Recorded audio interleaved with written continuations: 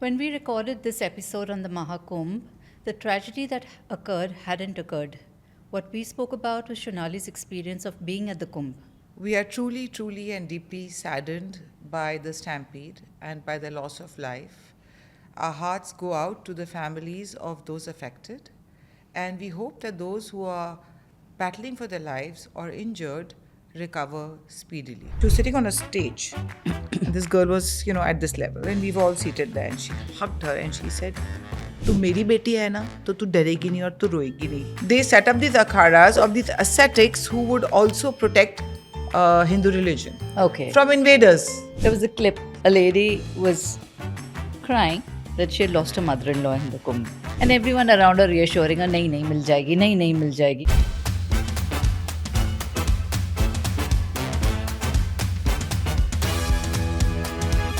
Shunali, in honor of your recent visit to the Kumbh, I have come in orange. I can see that. And I loved your pictures. But I am astonished that Shunali went to Kumbh and she has literally, I wouldn't say slummed it out, but lived in a tent, gone dipping in the freezing cold water at the crack of dawn. Yeah. And she seems to have relished it completely. I surprised myself. Absolutely. So, what made you go to the Kumbh? There's a group that was going, a group of friends, and they said, "Look, we'll organize everything. Do you want to come?" So I actually honestly signed up just out of curiosity because it's a once in 12-year thing. Astronomically speaking, there's a special alignment in pace, and I mean, we've all been reading about it. There have been a lot of reels about it. So Jupiter and Saturn and blah blah. They're in a procession, a There is, celestial. there's the planetary parade going on, as they call it. I love that phrase, planetary parade. Yeah, just march, do a march past for us. Yeah. So, and this Kumbh is taking place, as you know, at Prayagraj, previously Allahabad. So, Prayagraj, Nasik, Haridwar, and there's one more place from where river Shipra flows. I think Ujjain. Those are energy centers, energy meridians of the earth, because the earth is a living organism. So I read somewhere that these planets, the energy of the procession, of the parade, will be most powerful in these spots or destinations. And water being a good conductor of electricity and energy, this I'm giving you a scientific explanation. Then there's an astrological and there's a spiritual explanation. Okay. Okay. And so because water gets charged the fastest with the rays of The planet's in a procession. it is the right time to go there and take a plunge Okay. to sort of reset your chakras or cleanse whatever. So that is the more scientific approach to it. The spiritual approach to it is, I guess, also based on the scientific approach that, there are so many prayers going on right now in Prayagraj. There are all the akaras. It's been going on since the first day of Kumbh when it started. So, it'll be an atmosphere worth visiting. And Did you have any apprehensions? Because I know I'm very claustrophobic, and that's one of the reasons I haven't dared. my apprehension was just that the crazy crowds, but I'd been reading about how fantastically they manage everything. And plus, the group I went with, I've traveled with them before. I had a sense of how organized and everything will be done. I Yeah. just have to show up. That's reassuring, actually. That was reassuring. And then I had a look at some of the tents people were posting about, luxury tents. So it was glamping to that extent. So that's how I signed up for it, purely out of curiosity. So walk us through how it all unfolded. You landed there, and you reached the tents. We And- landed, but reaching the tent took an hour Okay. because distances and traffic. Okay. And crowds, of course. You land on this side, and there's a river, and you have to take a bridge to the other side. And see, this is the interesting thing, which I only discovered once I reached there. The river swells up in the monsoon, as you know. Yes. And then it shrinks back into its original shape and size. So the riverbed, which is exposed after it shrinks back, is nothing but sand. I wish we could be riverbeds. Shrink back. So on so this Ganga is flowing, and then there's the riverbed on either side. So one side of the riverbed, the entire strip that goes on for kilometers and kilometers, like 35 kilometers or whatever. It's a guess. I don't know, it could be less or could be more. Is where all the camps have been laid out. Okay. Yeah. And there are plenty of camps. And then there are the akaras. So just getting to the camp, wading through the traffic, and given the distance, takes an hour. So there was that. And we had decided to take the dip the next morning. So the first evening is when we actually just went around to the various akaras. And we started with Kinnar Akhara. Lakshmi. So Lakshmi Narayan Tripathi, and she's a professor, a Bharatanatyam dancer, an advocate of trans rights, extremely well spoken, sharp. Very sharp. Very sharp. So she basically petitioned or whatever. There's a whole council, Hindu council, whatever, is in charge of assigning these akharas. And she spoke to us and she said that, see, in the Hindu tradition, eunuchs, who are called hijras, are considered demigods. See, when in the legend of Ram, when Ram was leaving Ayodhya, his praja was following him. So he said, men and women, please go back. Okay, go back to your homes and go back to your lives.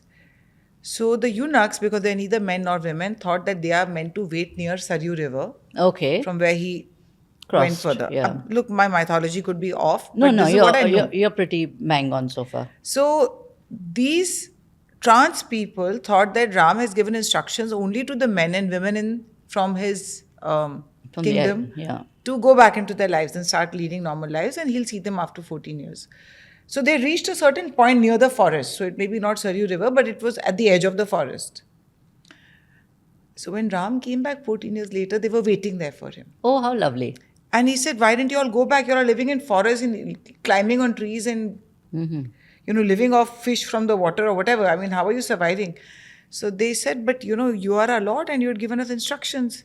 So then Lord Ram, according to legend, blessed them. Okay. And he said that your blessings will carry a lot of weight, and I bestow the power on you to, with your words, shower blessings on people that will actually impact their lives. So this is how the entire tradition of being blessed by eunuchs or being cursed by eunuchs That's how came it has about. come, yes. Okay. I'm sure he said something about cursing also, but that's not what I picked on. I just picked on the fact that he gave them this power to bless people. Lovely. That's it. Lovely. And I guess he also gave them the power because then they would have a standing in society. They'll have some relevance in society.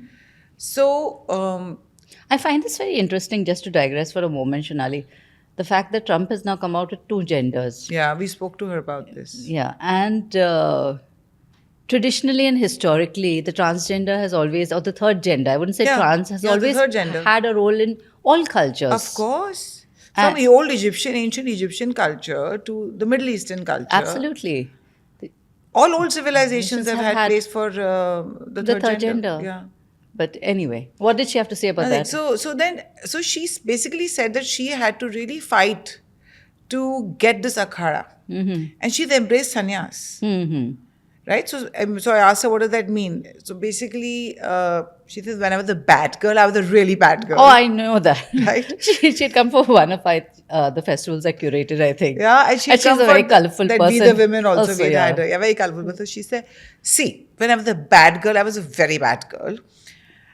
So now I have to give up drinking and I had to give up everything. And obviously she alluded to giving up all carnal pleasures also. And she said, and she was wearing this heavy duty jewelry, and actually from certain angles, no offense, she was looking like Rekha. No, she was looking really beautiful and she's a powerful woman.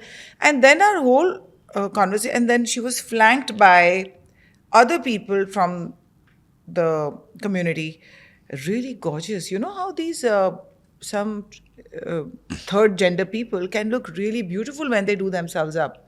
Slightly androgynous features, but bold. I'm just back from Thailand. Oh. So you know what I'm talking. They're beautiful. They give you a complex. They do. They're really beautiful.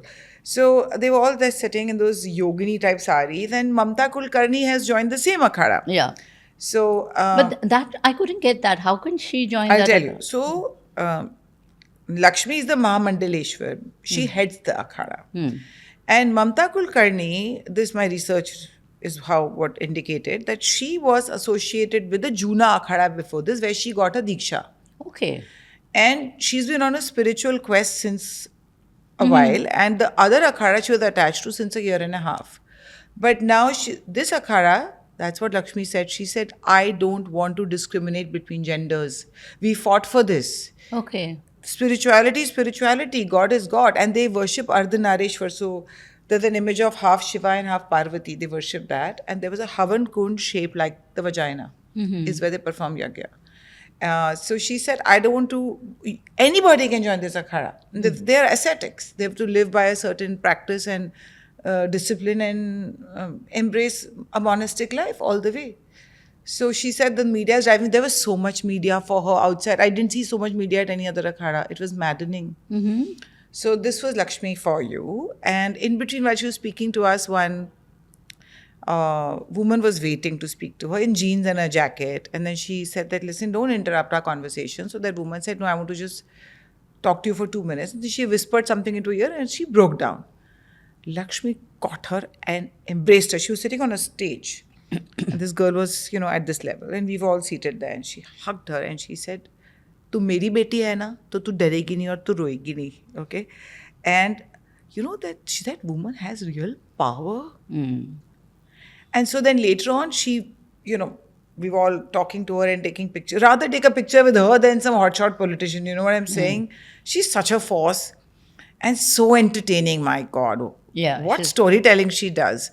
So she just put her arms around me like this and I was taking a picture. And Kiran, I'm not exaggerating. You feel that power in her embrace. I'm not sort of romanticizing this. I'm just telling you that you feel something. You feel a charge there. There's something to her. Talking about charge, you also said the water would be charged. Did you feel Yeah. that charge in the water when you took your dubki in the morning? So I'm just coming to that. So this was the whole Lakshmi thing. And the water was the next day. So we went to one more akhada. There was, we went to Acharya Avdeshanand Giri's akhada. Of course, he used to be an engineer, embraced monastic life, speaks so beautifully, no ego, nothing. Complete self-negation, but not in a pathetic way. Like, it's not about him at all. And a lot of gurus and swamis make everything about themselves and they act extra knowledgeable. And you can pick on their ego and their self-importance, narcissism. There was none of that. But the most fascinating akhada, which is part of Juna akhada, was, which is the oldest akhada, by the way, was the Nagas. Yes, I The saw those Naga pictures. sadhus. Oh my God, that was a trip. So firstly, a lot of people have asked me, are they dhogis? No, they're not dhogis. Okay? The ash is on their body because they are Shiv Bhakts. And they have basically renounced everything. So that ash just means that we are ashes to ashes, dust to dust sort of a thing, that this is the reality of life, okay? That's the only vastra, so to speak. Maybe a loincloth sometimes. And like Sometimes. there's wearing sunglasses, Oh, very some are cool. doing chillums. And of course, people offer them money. But if you don't offer them money, they'll still bless you. Okay? Everybody that I encountered over there was so interesting. So the people from our camp who were showing us around, a bunch of really smart young people who have embraced dharma, very articulate people from someone from London, someone from Goa, someone from Bombay, younger than us, Kiran, okay? New agey, but really like cool in that sense. And they told us that these people come down from their caves basically because it is their duty to come down and bless humanity. Okay. And they take on all these strange suffering. Like I met that guy whose hand is up like that, with those long nails. You must have seen his hand tied up like that. Okay, Yes, why do I have Karan. to imitate everybody? Sorry. You're demonstrating. I'm demonstrating. Yeah. So that sadhu, I asked him, why have you done this? He said, since 2013, his hand has been up like that. And he said, no, it's part of who I am. And they don't talk too much also. One Baba I spoke to, who I clicked a picture with also with cool goggles and this blue headgear, he said that I said, tell me something spiritual. So he said, kya puchna hai? तो I said अच्छा कुछ आप बताएं कि हम क्या chant करें, कुछ चांट करने के लिए बताओ. ये बातें तो गुप्त में होती हैं, because you can't give a नाम टू समबडी लाइक दैट. तो आई सेड आप मेरे कान में बता दो. तो ही सेड आप मेरा नंबर लिख लो, आप बाद में फ़ोन करके पूछ लेना. तो ऐसे ठीक है बताओ आपका नंबर, आपका नाम क्या है? ही सेड अंतर्यामी. That is so sweet. That's his assumed name. Anyway, so I'm just saying, Kiran, He there had was a number? yeah, because see, when they're here, when they're out of their caves, they penance, do their penance in their caves, then they go around solving world problems, as in giving people bhakti, teaching them how to pray, whatever. And this other gentleman who had that pile of rudraksha on his head and around his neck, the rudraksha alone must be weighing 40 kgs. He lives Mother. like that. So they take on physical suffering as a symbolic gesture of taking on this world suffering. Interesting. And then focusing on their meditation. And they go without food for days when they're in the meditate. And so many of them were in a trance because they were doing chillum. It was a trip. I swear to God, if I could go back, I'd go back just for that. That whole evening that we spent going from there, you know how in a flea market there are little camps. So it was like a flea market of Akaras. Nagas. And you know, they're warriors. The Naga Sadhu, it's called Akhara because Adi Shankaracharya, this is a 2,500-year-old Akhara system. They set up these Akharas of these ascetics who would also protect Hindu religion Okay. from invaders. Okay. Right? And even from non-invaders. Just generally, their job was to protect important temples and the tenets of Hindu religion. That's a Akhara. Akhara is where you do Kushti, right? So, there was this one guy though, and I slyly shot a video of his. I can share it for the sake of the podcast, who was really obese. And if you're that obese, clearly you're preoccupied with food. You've not given up the finer things You in haven't life. given up the finer things in life. No way. He was sitting in the backdrop. He was probably an acolyte. And powdering his face with a compact of ash. Oh, that's lovely. There was a proper powder puff in his hand. Okay. And he went about doing that and then looking at his image in the mobile phone. So probably he was... But they don't have mobile phones when they're up there in their caves. There's no connectivity there. So I was told that they get to know when the Kumbh will be held because the dates are according to the Hindu calendar and the Maha Kumbh. They come down for the Maha Kumbh mostly.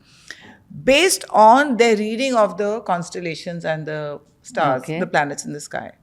And that's how they figure out. And they communicate with each other. The Paunchawa people, the one who have... they all have siddhis to one level or the other. But the real siddhi ones communicate with each other through telepathy. That's interesting. Yeah. If you read autobiography of a yogi, you will know that none of this is impossible. Do you think this guy was an actor? You know, like that other woman who went there and said she had taken Diksha and whatever, and she turned out to be an actress just... Yeah, no, he wasn't an actor. I just think a lot of people think they can make a living like this. Like this one guy who was quite greedy. So, you know, we were only talking to the really interesting ones and there was quite a crowd around them, but it wasn't impenetrable. 10 people, 15 people in each camp. Like each little stall. Okay. Tiny stalls. And they all sit in front of a dhuni. The fire burns. So the ash is like the main thing for them, right? Ash and chillam. So this guy said, हमको चलना पड़ता है, हमको थोड़े यहाँ पैसे डाल के जाइए ताकि हमारे लिए आप गाड़ियाँ कुछ खरीद दें. तो I understood, see, there are good politicians, there are bad politicians. There are good spiritualists, there are crooks.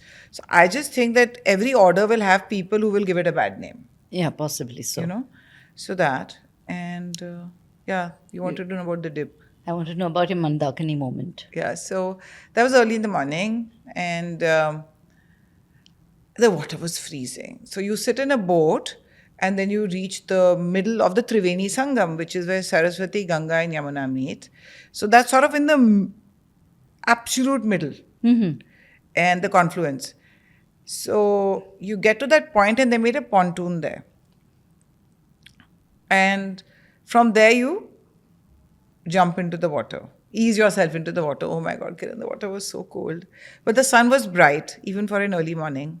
So did you take a full dip right inside? Yeah, so I first walked in it and I was like, oh my God, how can I do this? And then, you know, see, also when you're with a bunch of friends, there's a different vibe to it. So they were like, come on, get into the water. And then slowly but surely I did that. And then at one stage I said, see, if it's your chakras that you're cleansing, then your crown chakra is as important as the root chakra. So then at one stage I said, I was in shallow water, the current is strong, right? So if I go into the deeper water, I might, Go off yeah, completely. into the There'll be full dubki. ocean. Full dubki. I'll end up in the sea and figure out the route of the river. So I was in the shallow water, so I had to go on bent knee and then dip my head in it. And I did that, and the chill was something else. But once you do it, it's easy. Okay. And oh my God, Kiran, it is indescribable. And you know me, I mean, I'm not like some fanatic or seriously, like, I'm not a kind of person who's lived to do this in my life, but that water is actually again charged. Sorry, I'm abusing the word charged and overusing it rather. I'm sorry, I'm overusing the word charged. But you feel it. You feel that current, and maybe it is cosmic and celestial or whatever, but There's so much energy around the place at that point, and right? even in that water, there is something.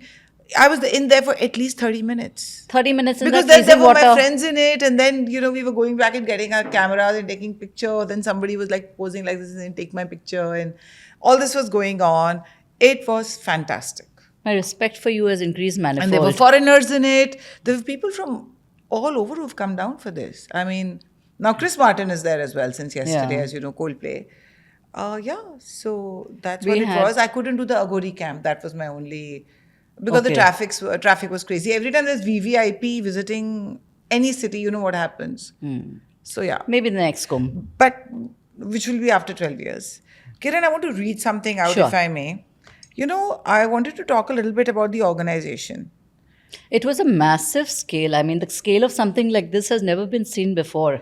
And I don't think when you anywhere go in there, the world. you may think this is all PR. Let me just tell you, everything, barring the traffic jam and the throng of people on the streets who are walking from distant villages, some without shoes on their feet. Okay, there's no crime. There's a lot of law and order. There is a civic center, hospitals. They are all temporary.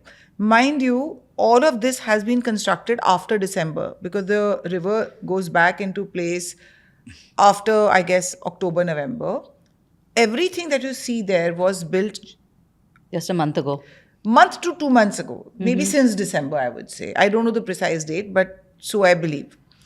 Now, there are about 1 and 1.6 lakh tents, okay, including luxury options. Like mine was called luxury because it had an ensuite toilet and it was fairly spacious.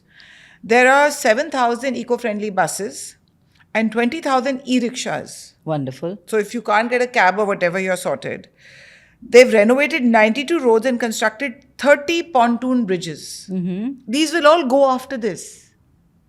This is all temp. The roads, I hope, will stay. I mean, roads. If they're like Bombay roads, they won't. Yeah, there's no guarantee. There's 37,000 policemen and 27,000 AI-enabled CCTV cameras for security. This is 37,000 policemen managing crowds in crores. And multilingual AI-operated signages. Okay. So people can say their thing and it'll translate and tell them. We passed by a missing person center.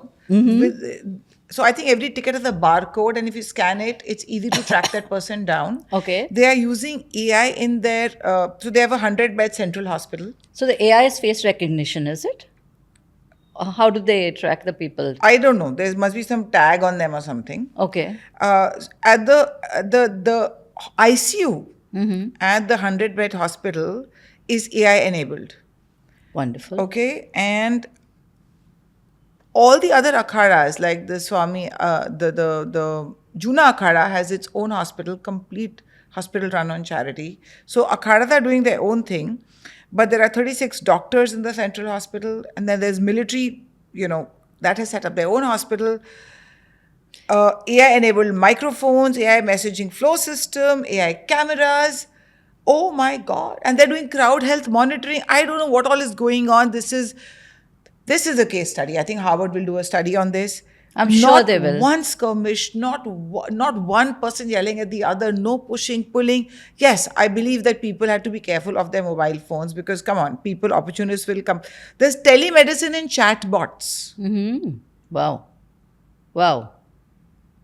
So, If you can't access a doctor, you can get a chat box to help yes, you. I mean, in all the visitor centers, in all the medical facilities, if you can't get for first aid and for emergencies, you have someone to, address that. I mean, I was blown. I'm amazed that the fact that the Kumbh happens every year and it has happened consistently for so many years. And now at the scale that this is happening, and there have been no stampedes. And we are not Nothing. a very disciplined people to We are begin with. not, but The, nothing. the, the amount of crowd control, the level of crowd control is something I think the world could learn from the people managing the Kumbh. It is mind blowing. And we actually finally, because when you're in a car, you don't get a sense on the main road of crowds. But on our last morning, there's a Letewe Hanuman temple, which is 700 years old, with the massive Letewe Hanuman. And they say that during the floods, the water touches the feet, and And then recedes. and recedes. Lovely. So we had to walk for 40 minutes, and that is when we actually saw the real India. We have no idea of people and their struggles. And one of the women who was Ami Ganatra. Ami Ganatra spoke to our group, and she said something which really, like everyone was talking about later, hit home. She said, आप लोग plane से बैठ के आए हैं, ऐसे रह रहे हैं इतनी खूबसूरत सी जगह में, यहाँ पे खाने के ताज के अरेंजमेंट्स हुए हैं. शी सेज आप लोग गाड़ियों में जाएंगे और डुबकी लगा के आ जाएंगे. तो शी से आपको क्या लगता है, आप तीर्थ कर रहे हैं, आप टूरिज्म कर रहे हैं. Ouch. And then she spoke about the significance of Tirath and why in the good old days, after a certain age, people took Vanprasth ashram and embraced a monastic life because, they could devote the time to that and find their own community and so on and so forth and a purpose. So all the elderly people and our grandparents and before them had a purpose to go to the Char Dham, something to look forward to. Elderly people today are, I mean, not all of them have a purpose. And that's ikigai is what you need in life. So, yeah, I'd love to get her on the show one day, frankly. I can Nice. speak to her tomorrow if you like. That will be lovely. Yeah, to I think have we her. should all read a book first. But now I'm thinking that for years we had Kumbh mein bichde hue. And I that's saw not why happening. that happens, Kiran. But that's not going to happen anymore now. Bollywood has to change Yeah, its no, formula. but when you see people, and of course the cops are standing and protecting everybody, but when we walk to that place, we, our privilege and the acknowledgement of not just our group's privilege, yours and mine, and all our producers here, and all the people we live and interact with in our everyday lives, in Bombay, in professional lives. Oh God, the poverty in the country, but that faith, old woman walking, elderly woman walking. And I saw one TV clip. A woman says that, her husband wasn't letting her go because she's so elderly. And so she said that when he went out for a walk, I packed my bags and I left for the Kumbh from wherever, Kanpur or somewhere. Okay? Oh, lovely. And she said that, they said, उनको फिक्र नहीं होएगी आपके पास तो phone भी नहीं है. She said, नहीं वो जानते हैं कि मैं तो कुंभ के लिए तो मैं ये करूँगी ही. Oh, तो हम wonderful. तो जाएंगे. So faith, they say faith is the opium of the masses, but what an opium. You see happiness on those faces. Talking of happiness on the faces, there was a clip. A lady was crying that she had lost her mother-in-law in the Kumbh. And she was, I don't know whether it was a genuine cry or what it was, but it seemed genuine. And everyone around her reassuring her, नहीं मिल जाएगी, नहीं मिल जाएगी, नहीं मिल जाएगी. और फिर मिल गई. So all is too funny. These arrangements have really put paid to some people's I plans know. of abandoning old people. Why husbands abandoning wives? Abandoning the elderly. Yeah, of course. So nobody's going to be abandoned at the Kumbh anymore. Yeah. Hopefully. So yeah, that was my experience. Lovely. Maybe next time I should gather the courage to go there. You should. Forget religious reasons. I know a lot of people are religion agnostic. Even then, it is worth seeing and experiencing. But oh my God, the traffic and the crowds, just brace yourself for that. That scares me, the crowds. And I was a girl who traveled by local train, so I don't know what has happened to me. Yeah. But the best thing is that there is kullad wali chai along the way. Okay. So your car is now stalled. And of course, Indians being Indians, on these narrow roads of Prayagraj, Allahabad, were built for people back in the day to do padyatra and come. Right? They were not built for big SUVs to drive through them. So I think that's why the congestion. But there are cooler chai wala shops everywhere. So people park their car in the middle of the road and Gone off for disappeared. chai. Like 8 cars, okay? No clue. So we had to pull up and then walk to a certain extent and then get into another vehicle. But cooler chai is always there. That solves most Yeah, misery. rural India is really so charming. This is rural. I mean, no offense to Prayagraj people. What I meant is not that, but there are elements to the place which are rural or small town India. Let me not say small town India, rural India. Small town India is so charming. It is just so charming. Next Kumbh. Yeah. Kumbh, I'm sure Kumbh will be as interesting. Maybe Maha Kumbh has so many people, Kumbh will have fewer people. But Maybe it will be less crowded. It's only worth going to if there are going to be Naga sadhus. And pity I couldn't meet the Aghoris and their skulls, with their skulls. I'm sure the Nagas come every I saw a time. video of an Aghori who was being interviewed.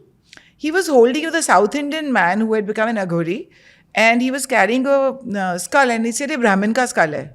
So they said, ये कोई खास है? तो he said, हाँ, इनके पास ब्रह्म विद्या है. So they said, पर ये तो सिर्फ स्कल है, तो इससे ऐसे थोड़ी हम कोई राह चलती लाश का थोड़ी ले लेंगे school. So they figure out. He said कि जिसके पास विद्या है, and then he pointed on the skull. He said, यहाँ पे दिमाग होता है, और इस ब्राह्मण ने बहुत पढ़ाई की, तो इसके स्कल में बहुत विद्या है, ब्रह्म विद्या है, तो हम ब्रह्म विद्या. And then he said this, it reminded me of the movie Lost, where he makes that coconut his friend. He said, तो ये आपके लिए बहुत महत्वपूर्ण है क्या? He says, ये मेरा दोस्त है, ये मेरा सबसे अच्छा दोस्त है और मेरे से भी ज़्यादा ज्ञानी है. इसका साथ है तो मैं ठीक ही हूँ. Wonderful. Listen, we don't know this country. Totally. And if you want to understand India, please go to the Maha Kumbh. Or the Kumbh at least next year. Done.